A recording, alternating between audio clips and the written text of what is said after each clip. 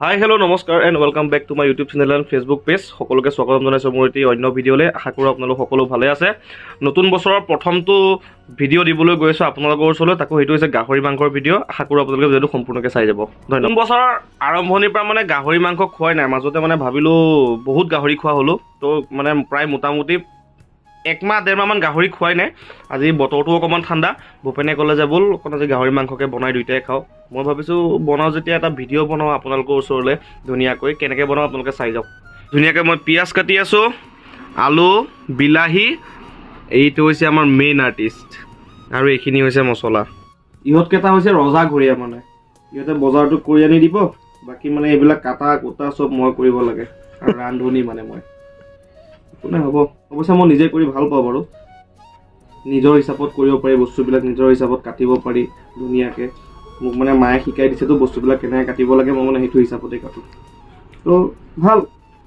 বাকী দেখাই আছোঁ ভিতৰত গৈ পেলাই। প্ৰথম মাংসটো ধুই আনিলোঁ, আৰু তেল নিদিয়াকৈ বনাম। কেনেকৈ বনাওঁ আপোনালোকে চাওক, এক টোপাল তেল ইউজ নকৰোঁ।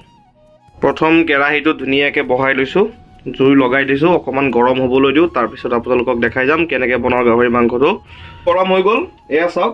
প্ৰথম 3 পিচমান মাংস মই উইদাউট তেল দিম, ইয়াৰ পৰাই পূৰা তেল ওলাই যাব ধুনীয়াকৈ।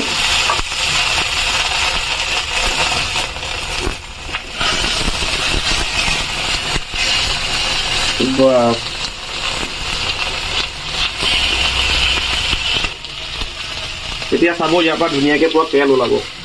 এইটো তেল দিয়ে গোটেই মাংসখিনি হৈ যাব আমাৰ। লাগি যাব পাৰে, চব হিলাই থাকিব এনেকৈ লাহে লাহে। এজেগাত থাকিলে বস্তুটো কি হয়, লাগি যায় তলত। এই দেখিব চাগে পাৰিছে আপোনালোকে, লাহে লাহে তেল ওলাই আছে। এবাৰ ইয়াত দেখাই দিয়া, লাহে লাহে লাহে তেল ওলাই আছে। এয়া চাওক,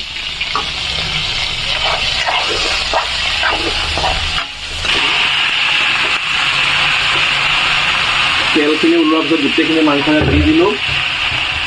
ধুনীয়াকৈ হিলাব লাগিব ইয়াত।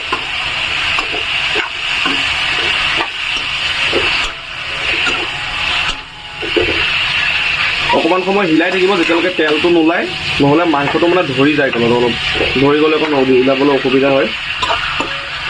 এতিয়া ইয়াৰ পৰা চাব মেক্সিমাম তেল ওলাই যাব। এতিয়া মাংস দিলোঁ, ইয়াত দিম এতিয়া চবৰে সোৱাদ অনুযায়ী নিমখটো দিলে বস্তু ধুনীয়াকৈ গলি যায়। মই নিমখ অকণ কম খাওঁ, যিহেতু মই অকণ কমাই দিছোঁ, আপোনালোকৰ নিজৰ হিচাপত দিব। ইয়াৰ পিছত ইয়াত আহি যাব হালধি, সকলোৰে সোৱাদ অনুযায়ী দিব বস্তুখিনি।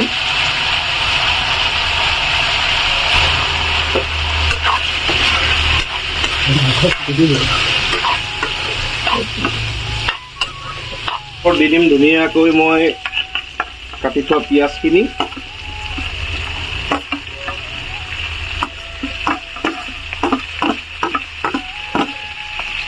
কেঁচা জলকীয়া দি দিম, আৰু ধুনীয়াকৈ 15-20 মিনিট অলপ সিজিবলৈ দিম বস্তুটো। তো ইয়াৰ ওপৰতে ধুনীয়াকৈ দি দিম কাটি থোৱা বিলাহীখিনি দিলে তেতিয়া অকণমান পানীটো হ'লে ভাল লাগিব, তলফালে ধৰি নাযাব।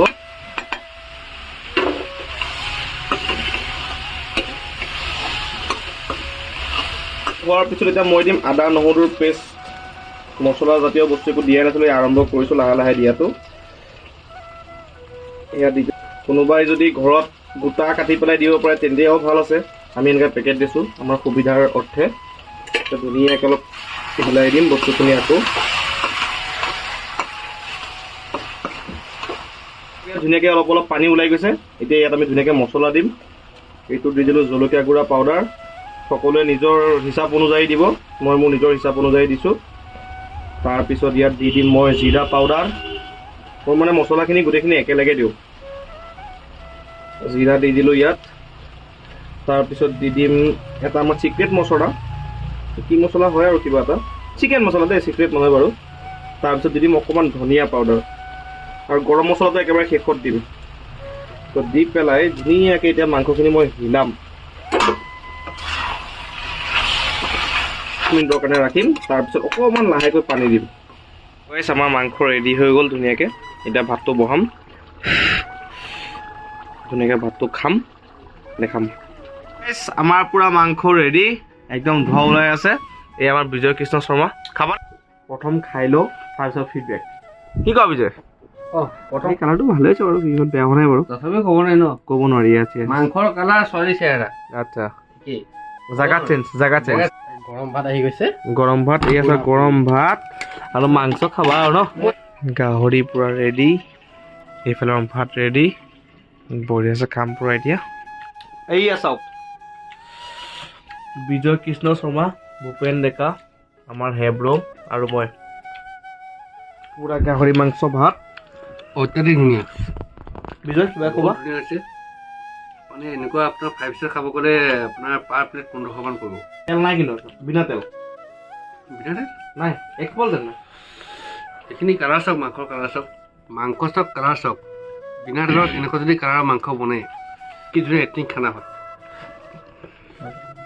ভাত পানী খাই মেলি ঘৰ পালোহি আৰু ভিডিঅ'টো চাই কেনেকুৱা পালে মোক জনাব যদি মোৰ কিবা ভুল ভ্ৰান্তি আছে ক্ষমা কৰিব আৰু যিসকল ব্যক্তি মোৰ চেনেলত নতুন হয় প্লিজ মোৰ চেনেলটো ছাবস্ক্ৰাইব কৰিব তেতিয়া মোৰ আহি থকা ভিডিঅ'বিলাক আপোনালোকে চাব পাৰিব তো ইয়াৰে আশাৰে আজি সমাপ্ত কৰোঁ জয় অসম ধন্যবাদ